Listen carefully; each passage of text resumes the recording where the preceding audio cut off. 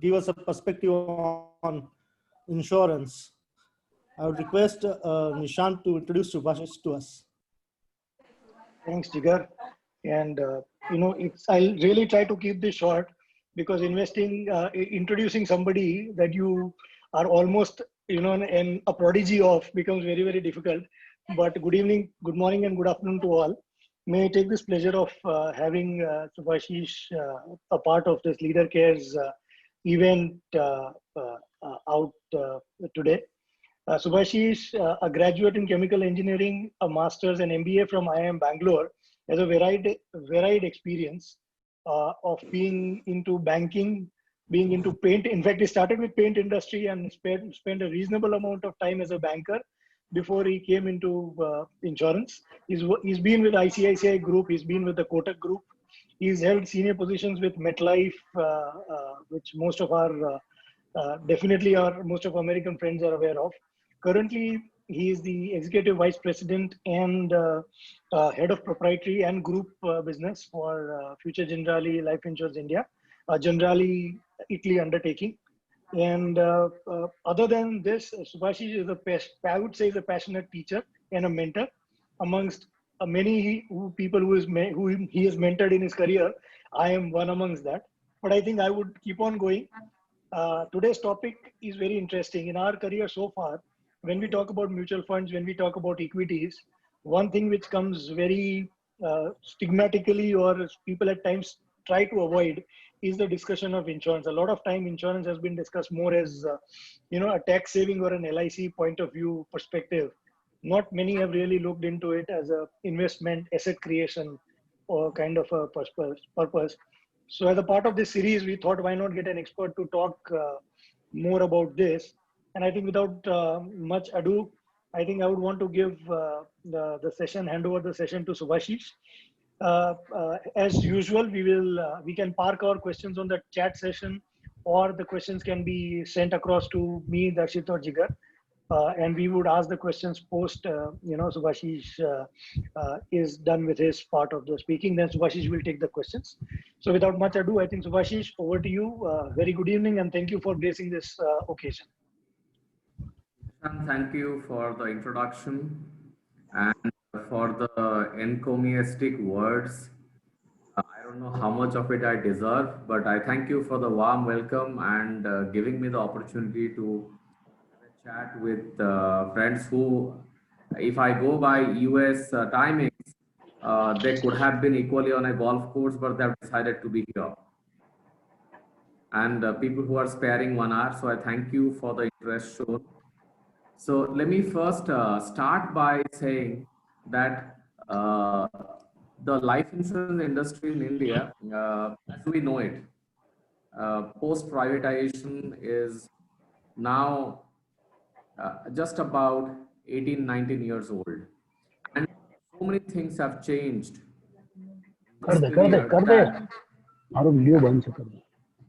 So many things have changed in the last couple of years that it makes an interesting study as to how the landscape of the industry has changed. And I realize when I speak to many people that the impression that they have about the life insurance industry and the products, I would not hesitate to say that most of them are myths and have really no semblance to the truth. So hopefully, by the end of this 35 minutes, I'll be able to, so to say, replace a few myths with what I think is the truth. So let me just share my presentation.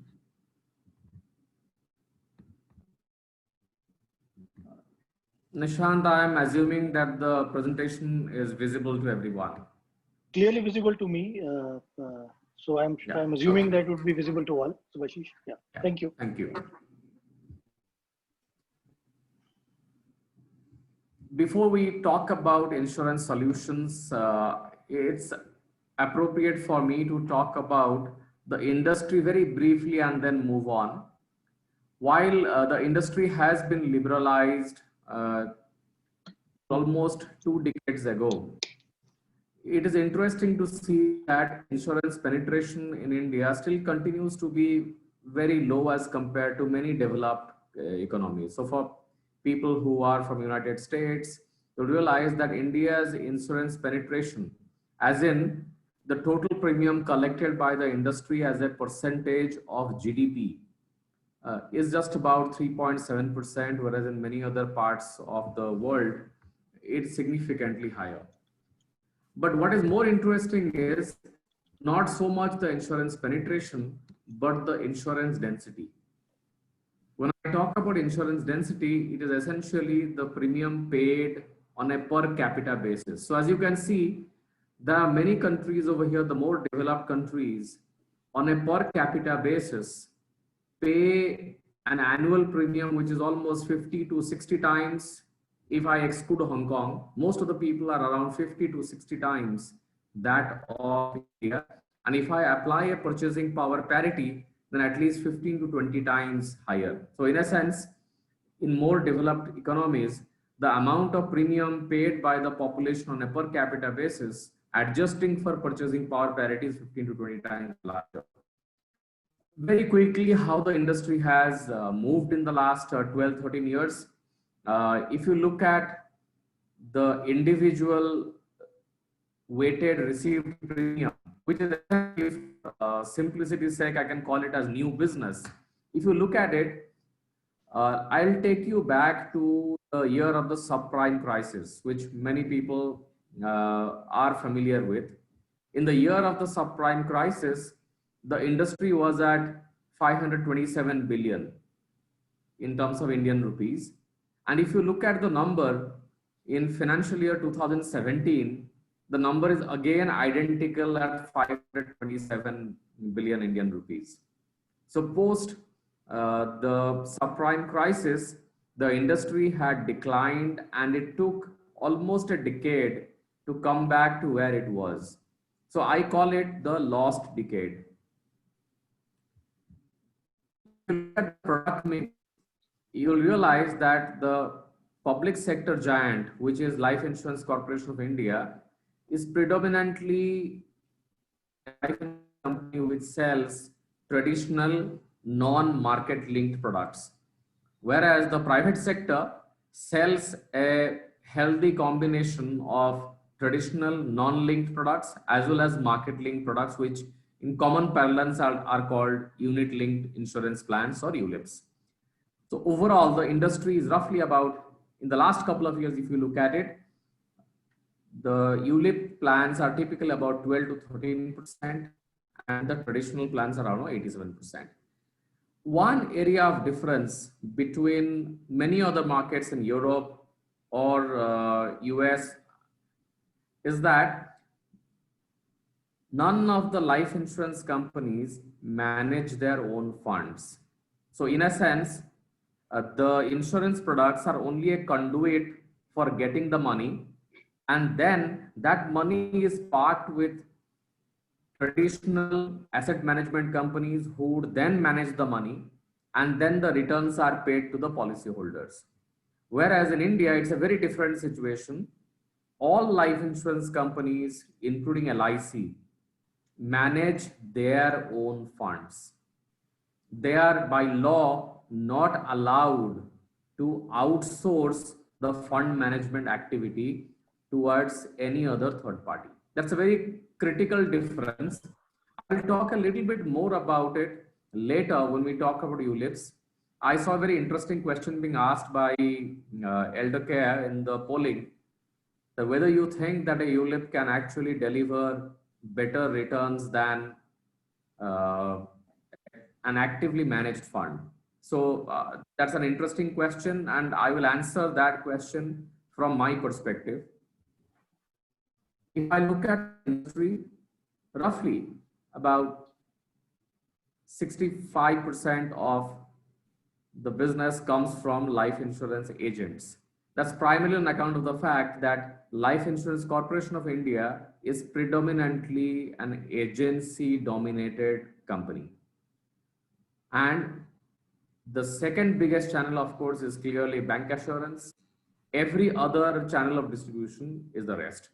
So having said that, now let's talk about how a life insurance product allows investors to have a bite of India's debt and capital markets. So I will get into the interest rate scenarios. And if you look at the screen, we have plotted the yield of a 10-year government security over the last 20 years. If you look at the extreme left of the screen, you will see that in September of 2000, the 10-year government security had a yield of around 11.5%. And today, as we talk, it is hovering around 6%. So in the last couple of years, the trend line is very clearly that interest rates are falling. But that's only part of the story. That's only part of the story. If you look at the data very closely, you will see that most of the time in the last 15, 16 years, the interest rate has really hovered between 6 and 8%. Whenever the yield has gone above 8%, it has been for a very brief period of time and it has been pulled down. And similarly, whenever the interest rates have moved closer to 5%, as indeed in 2 occasions it has fallen, it quickly gets pulled upwards. It has never stayed in that region for a long time. And if I look at the current scenario, the Reserve Bank of India in its inflation clearly talks about inflation targeting of 4 plus minus 2%. In a sense, the consumer price index of 4% plus or minus 2% is the tolerance. So RBI intervenes when the consumer price index goes upwards of 6% or falls below 2%. More often than not, it has been always, the tolerance has always been on the higher side. So if I really look at the data, while the interest rates are falling, it has been in a band of 6 to 8% over the years. And all guaranteed return investments like bank, fixed deposit, recurring deposit typically have deposit tenures of 4 to 5 years. Whereas insurance plans are typically long tailed, 20, 25 years. So for people who plan to lock in their interest rates for a long period of time, and insurance provides a good vehicle to lock in the interest rates for a long period of time. This is the information I found on the net. Some of you who are in US would possibly already be familiar with this brands and the rates. But what I see interestingly is that most of the well-known banks in US are offering interest rates in the range of 0.2 to 0.25% when we look at typically 1 year to 10 years. Let me share with you the journey of Sensex over the last couple of years, starting right from January. The trend line is clearly positive, though of course it has never come in a straight line. And it is equities which can provide capital appreciation with superior returns if the investor is spending enough time in markets. Just to show the results for the last 15 to 20 years. If you look at the past 15 years, the BSE Sensex, the underlying benchmark has delivered close to about 13%. And you look at other indices, they're typically in the range of 3 to 7%. Similarly, if you look at the past 20 years data, you would find that the Sensex has delivered close to 11% return, while the remaining markets have typically delivered in the range of 0.5% to going up to 4.5, 4.6%. So in a sense, the Indian equity market has outperformed the world equity market in past, given enough time. You may be wondering as to why I talk about 15 years, 20 years, because primarily being a life insurance professional, we are always accustomed to talking long term. I honestly would have no idea as to where the market will be in the next 6 months, where the market will be in 1 year. And it is not my job to take a guess. If I had the ability of predicting the markets with that much of accuracy in 6 months or 12 months time, I possibly would be retiring, having made a fortune for myself, retiring somewhere and not be selling life insurance for a living today. So I don't claim any expertise in predicting the movement of the market. I can only present the data of 15, 20 years to say that the markets have favored people who have taken long-term views of the market. Now, since most of you would be earning and investing in currency other than India, I thought it's an interesting point for me to really share with you the impact of currency fluctuation, because when you bring in money, you bring in dollars and you will take back the money in dollars. So I was just trying to see, because we have always read about the international Fisher equation. The Fisher equation essentially says that the percentage change in exchange rate of the currency, when you compare exchange, when you compare one currency with another, the change of exchange rate is nothing but the differential between the nominal interest rates on both the countries' rates. So in a sense, if a country A has a nominal interest rate of 5% and another country has a nominal interest rate of 2%, theoretically, over a period of time, the difference between 5 and 2% is 3%. So theoretically, you would expect the country having a 5% nominal interest rate, the currency of that country to depreciate by 3% over the other currency. So that is essentially what Professor Irving Fisher talked about in his seminal work. Now, there's a very funny thing about economists. We always say that, an economist is only correct in the long run. And that's true not only just for Irving Fisher, it is true for economists like Phillips, who are famous for the Phillips curve, which talks about the relationship between inflation and unemployment. So what it says essentially is that when it comes to short-term fluctuations of the exchange rate, such equations are not necessarily very accurate. But when you talk about long-term movements, 15 years, 20 years, then and only then the equations come of any use. So I have shared the data with 20 years. The users, all our investors may pardon me, but as life insurance company professionals, I am always accustomed to talking about 15 year, 20 years. I don't talk about 6 months, 1 year.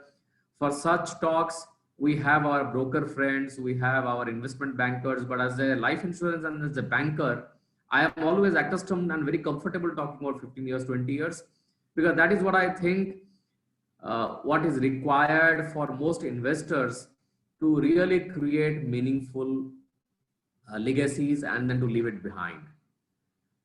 So if you look at the last 20 years, the average currency fluctuation over 20 years back, the USD to INR used to be 44 and today it is close to 76. And if I look at today, it is close to 74, 75. So essentially, there has been a depreciation on average annual depreciation of about 2.74%. Now, if you break this 20 years into 4 buckets of 5 years, you will see that the range is anywhere between 2 to 4% depending on what you are talking about. But the fact is that over 20 years, the differential exchange rate has typically been 3%. So in a sense, if the future is an indication of the past, which this mostly come with a rider, but if you look at it, what it means is that if an investor in this 20 years, let me go a slide back. So let's look at a 20-year return. So in a 20-year, if an investor brought in dollars to India, invested, and let us say they invested in the Sensex and not an actively managed fund, which would have outperformed the Sensex. But if you talk about the Sensex and somebody got 11%, then when he took the money back in dollars, this 10.89 gets deflated to the tune of 2.74%, which means that the investor will take home around 8.15% return averaged over 20 years. Now, let me talk about life insurance as a financial tool. It is a risk cover tool which will cover premature death, disability, critical illness.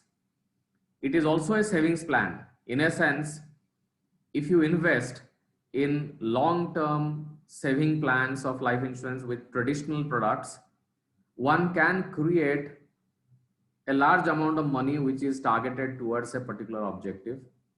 And if you are investing as an investment plan in unit-linked investment plans, depending on what you are choosing, you have a choice of equity, balanced, and pure debt funds. So depending on your risk appetite, you can choose what is the asset class that you need to invest.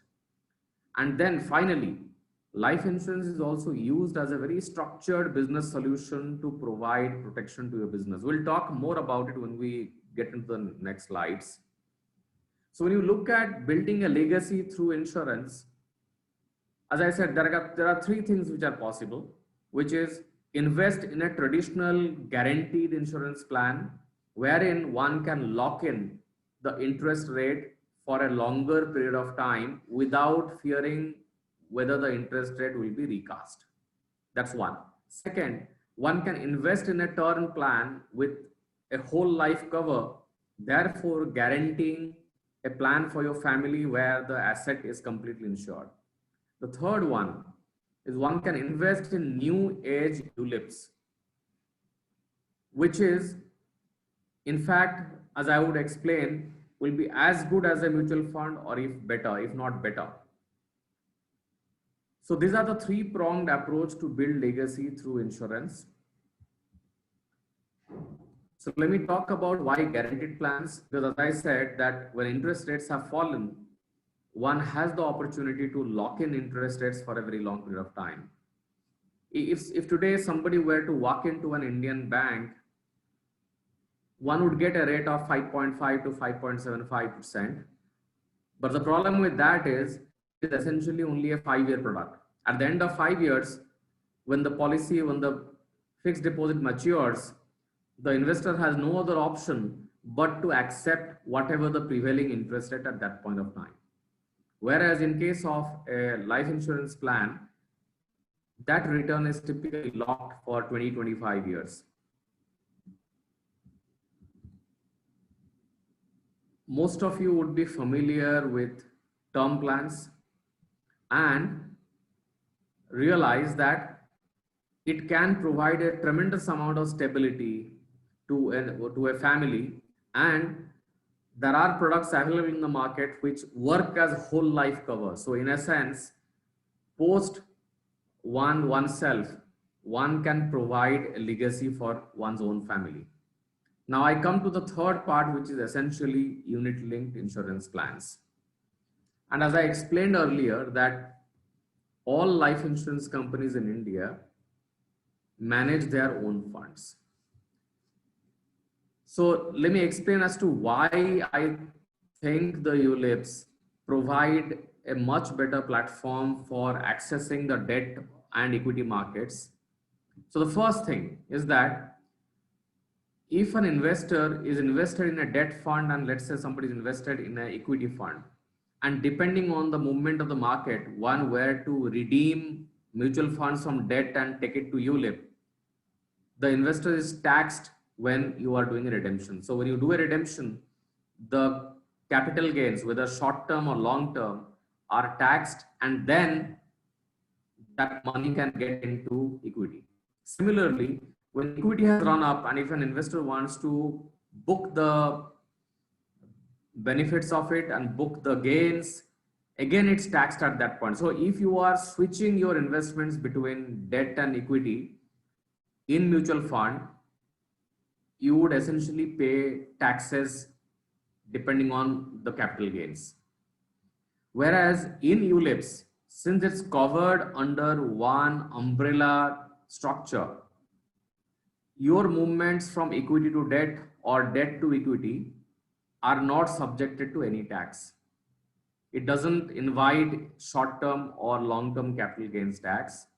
And most of the ULIPs where the protection amount, or what we call in technical terms as sum assured, is more than 10 times of the annual premium, the entire proceeds from ULIP are actually tax free. That is one advantage of ULIPs. Today, when we talk about new age ULIPs, there are plenty of ULIPs in India which do not have any charges other than fund management charge and mortality charges. So in a sense, there are zero hidden charges. The product is absolutely transparent. The investor knows how much of money they are paying for fund management charges and for mortality charges. So they provide a tremendous amount of benefits to the investors. I will talk more about it as we go on. And the third thing, as I said, I will answer the question in the poll that can ULIP funds do a better job than actively managed mutual funds? The answer is yes, for the simple reason that a fund manager who is managing life insurance is fairly clear that he or she is not subjected to redemption pressures. Mutual funds, by the very nature of the product, have to deal with redemptions. A fund manager would always be worried about redemptions, and hence I would call a fund manager in a mutual fund as more of a redemption manager than a fund manager. In case of a ULIP, most of the fund managers can actually take long-term bets and can back their convictions because they are not saddled with short-term redemptions. Hence, to answer the question purely through a theoretical concept and as a purity of concept, I would say that given equivalent fund management ability, and ULIP will be able to manage the funds better than a mutual fund. That's my own personal conviction. Now, I really, would not be drawn into a debate on this topic because it's always very difficult to argue about things for which there is no good evidence either way. But purely from a theoretical construct, I believe that a fund manager in charge of a ULIP can really bet on his convictions and therefore return a much better IRR over the years. I'm just explaining one of the ULIPs that I talked about just as an example. And since I work for Future Generali, it's of course logical to assume that I'm more familiar with Future Generali Big Dreams plan. So the first and foremost thing that there is zero allocation and admin charge. So there is absolutely no charge in terms of allocation and admin. And as I said, the only charges are mortality charges for covering the investors against the risk of dying early and fund management charges. Now, let me talk a little bit about the Big Dreams plan with an illustration. Let's say somebody at the age of 35 years has bought into Big Dreams plan with a premium paying term of 10 years. And let's say that the sum assured is 10 lakhs and the premium that is being paid for this is 1 lakh per year. So if you look at it, if we assume that the returns from the investment are 8%, essentially what the customer gets is a return of 6.51%. So in a sense, if the portfolio generates 8%, the investor makes 6.51. This is after subtracting all expenses of fund management charge and mortality. Now, if we are talking about somebody who is 45 years old with the same 8% return, the IRR to the investor will be 6.31, and naturally it is lower than 35 years for the simple reason that the mortality charges for senior people, for people who are older, the mortal charges will be higher. So in a sense, if you look at it, if I talk about a 35-year or a 45-year-old person, the all charges, FMC and mortality put together are about 1.4 to 1.5%, and that compares very favorably with any actively managed fund where the charges are in the range of 1.7 to about 1.9%. I am sharing the details of many other similar ULIPs which are available in India today. I have shown products of Future Generali, I have shown Bajaj, Edelweiss, HDFC, SBI, Max, Canara, HSBC. So all these companies have similar products. I mean, it's not that you are only confined to a Future Generali. Depending on the fund performance, depending on your comforts, you can choose any carrier of your choice. So if I look at somebody who is at the age of 40, depending on the product that you are talking about, the IRR can be anywhere between 6.1 going up to 6.44%, assuming a gross investment return of 8%. If the gross investment return is more than 8%, then these numbers will automatically be higher.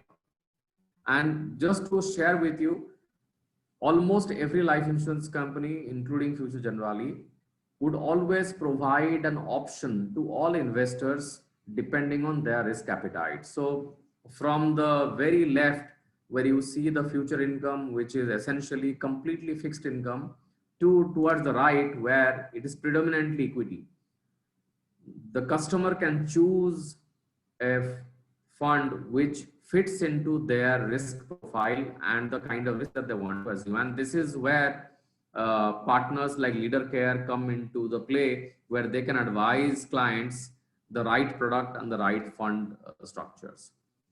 I talked about life insurance as a structured business solution.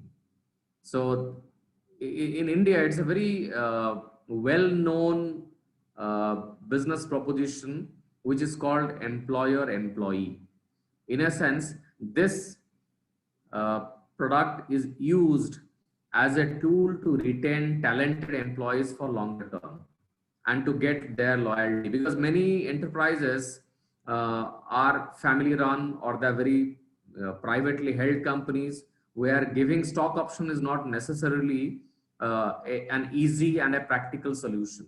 So many people use employer-employee insurance to retain talented employees for a longer term and to gain the loyalty. So how it works is, the employer buys a life insurance policy on the name of the employee, and the employer pays the premium and is the policy holder. And this amount of premium paid by the firm, by the entity, is eligible for tax rebates, as it is a legitimate business expenditure.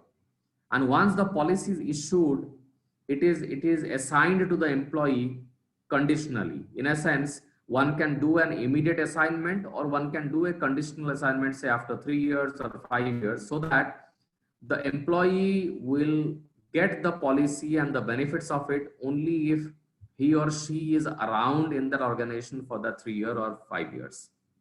So in a sense, this works as a long-term bonus or a long-term incentive for the employee to stay around.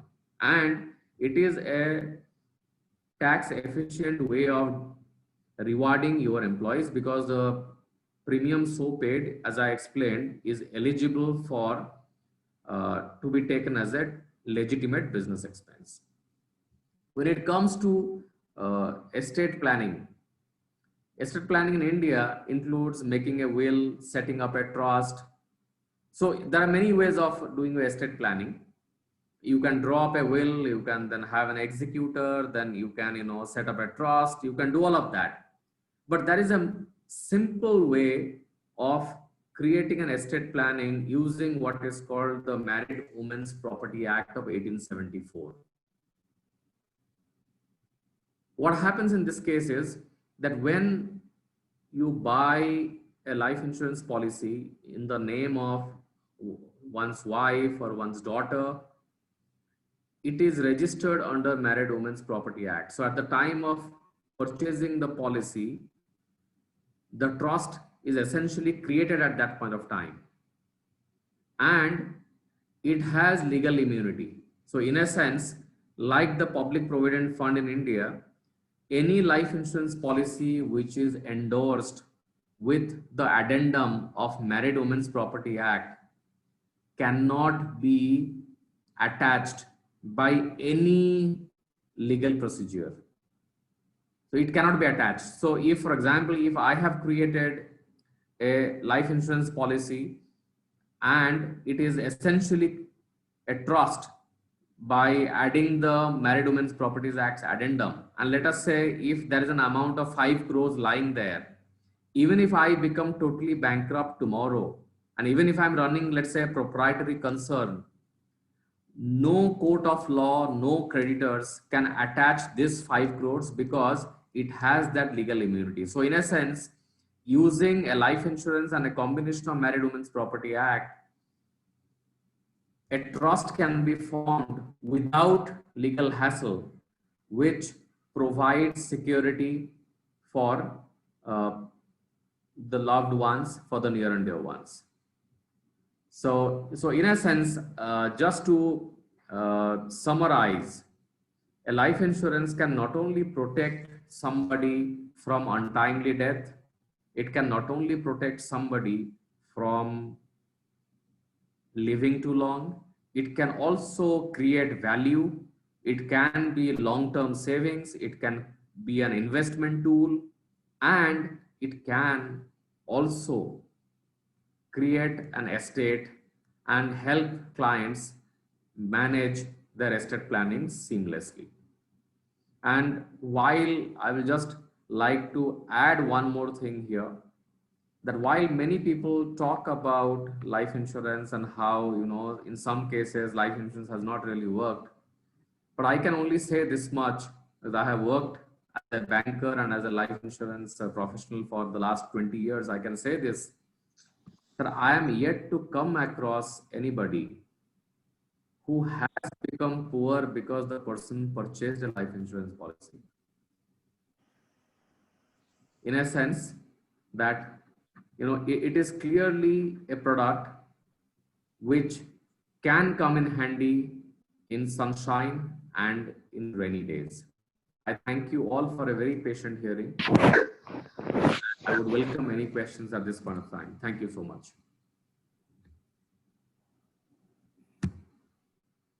Thank you, Subhashish. We will take a couple of questions. We've already received a few questions over our WhatsApp messages between me, Darshit, and Jigar. The first question, and obviously because we have NRIs here, Subhashish, is that if you could throw some light on, the tax implications on NRIs. And the second most important, I have two questions, in fact. And the second question, which has come up again very clearly, is can an NRI take an insurance without, because in the current times they cannot travel to India. So can they come to insurance, take insurance without being in India right now? So two questions, the tax implications, and secondly, possibility of taking, investing in insurance right now without being in India. Yeah. Okay, Nishant, I would answer these questions in two ways, but I think it's premature. I would really ask, you to take the answer as a trusted advisor. I will give my views as a manufacturer once you do that. Okay. So my specific reason for doing it. So it's not that I'm trying to evade the question. Right. Typical of Subhashish that I have known. So definitely, NRI can buy insurance sitting in US. There are certain underwriting norms which are different from companies to company. And basis that, definitely insurance can be bought even by not being in India. ULIPs definitely can be. Term is slightly edgy to be bought, but the other products, investment and savings products, can be bought. NRI, and in case of NRI, typically in case of US, I think there is a clear advantage of a 10% tax differential. And but I would say, in my view, and again, your knowledge is required here, Subhashish, is that the biggest advantage for any investor is the fund switching. I think that's the biggest tax advantage that an investor can get but would still want to hear from you, Subhashish. Yes, Nishant. So the procedural part you have answered very well. Okay. And Nishant, the reason why I was little hesitant to answer the question was the following: that no matter how well do we know the laws, tax, the fact is that tax law is a separate practice, and things keep on changing every now and then. Hmm. Being a responsible manufacturer, I would always request the clients to consult their own chartered accountants and tax advisors to be very clear, because at the end of the day, we are manufacturers of a product, but we are not tax experts, and things keep on changing every now and then. So I would request all our investors to always consult a tax advisor and a chartered accountant before taking a considered decision in such matters. And as I explained, that there are significant advantages, and this I'm clarifying it again on this call, that since a unit linked insurance plan is covered by the overall master contract, any amount of switches from debt to equity or equity to debt or from any fund to any fund is not subject to tax at any point of time. I think this is, I think, one of the most The switches are completely tax free. That is something that is a clear advantage of a unit linked insurance plan over a mutual fund, because if you are holding an investment for 20 years, I am sure that there will be times when you will be required, or you will in fact like to move from one asset class to the other. So ULIP allows you to do it without saddling you with additional taxes. Okay. There's one more question, Subhashish, that while you've been talking that, and we understand as that insurance is a 10 to 20 year minimum horizon product, but there's a question which has come up, that what if the investment horizon is not as much, however the holding horizon is longer, then could insurance be a product? So for example, somebody is ready to invest for, let's say, 5 or 7 years, but maybe not a very long term, but they are okay to hold the money for a longer time. Then in that case, would that be a good choice?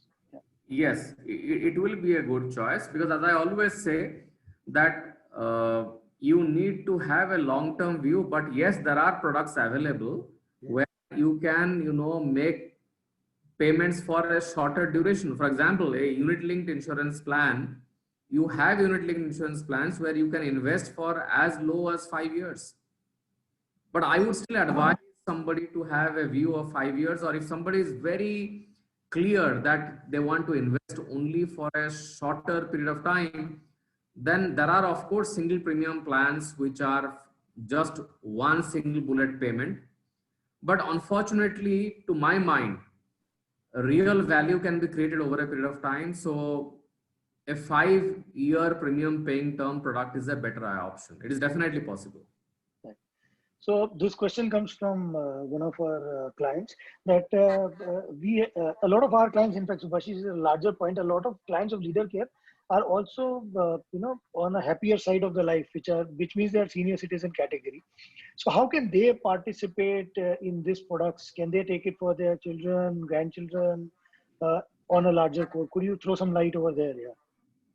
That's a good question, Nishant. So in life insurance, we talk about insurable interest, and therefore one can only invest in lives where they have an insurable interest. And obviously, if somebody is a grandfather or somebody is a father and wants to invest in the names of their children and grandchildren, it is definitely possible. And the current laws allow for that, because these are not considered as third party payments. So it's definitely possible. Okay, great.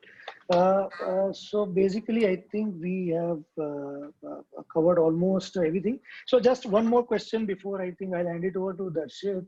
The question has come that in case there is a death abroad and the family is also abroad, would it be possible to take the proceeds back? Or in case of even maturity, if the client or the customer or the life insured is not in India, would it be possible to take the proceeds to whatever country they are?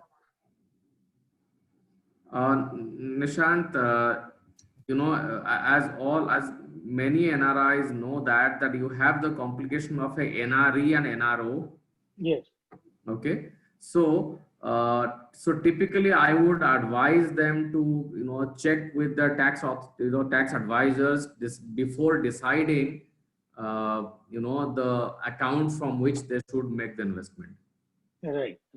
So Okay, basically, because once yes, because typically your NRE is freely repatriable while NRO is not.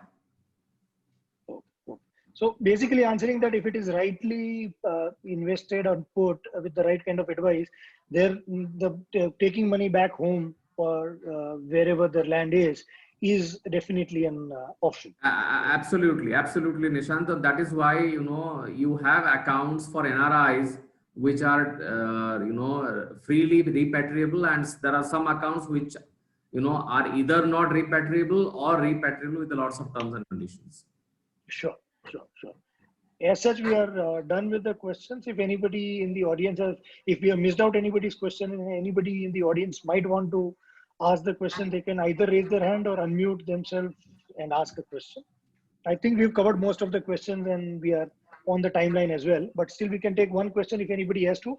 Otherwise, I can request Darshit to take over the scene. Nishant, I'm sorry, I also forgot to add. Yes, please. NRIs are also eligible to invest under Married Women's Property Act.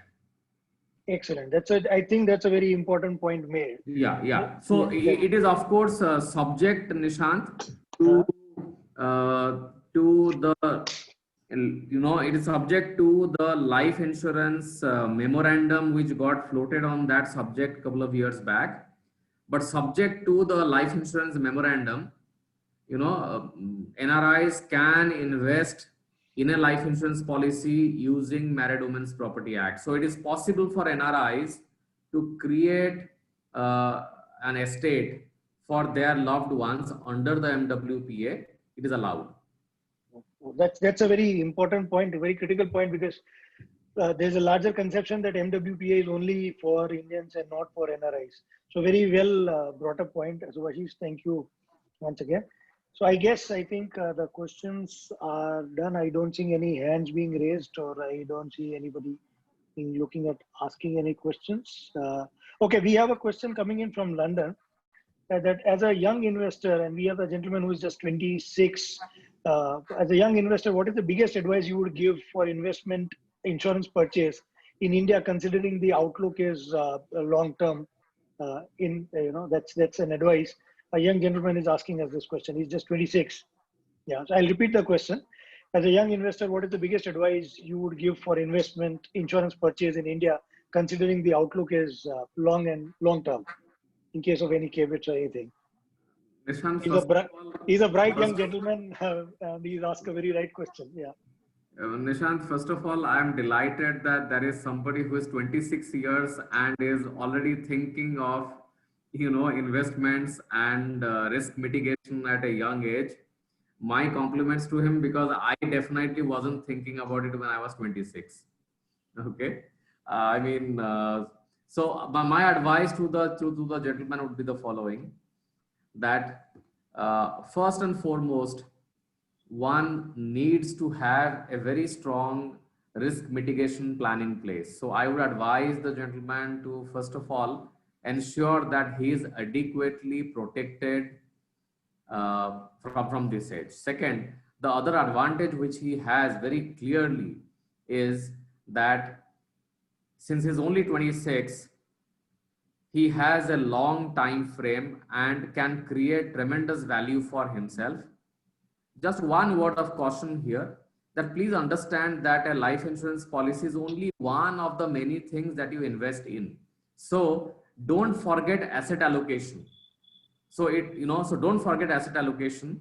Invest your money in domestic equity, invest your money in international equity, invest your money in debt, invest your money through mutual funds and ULIPs. So diversify your assets and allow it to run for 2 decades.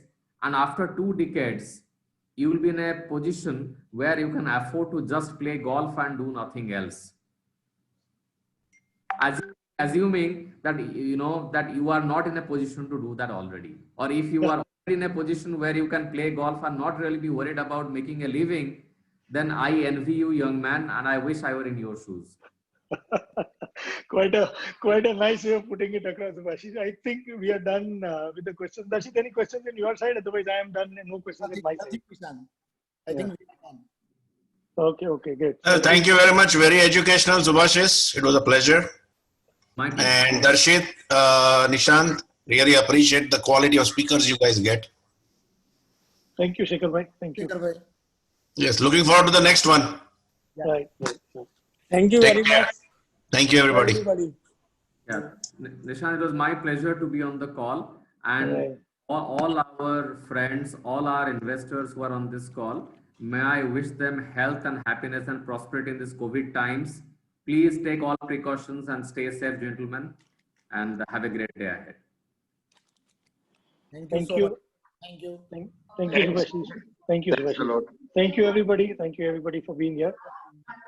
We formally end this session. Thank you so much.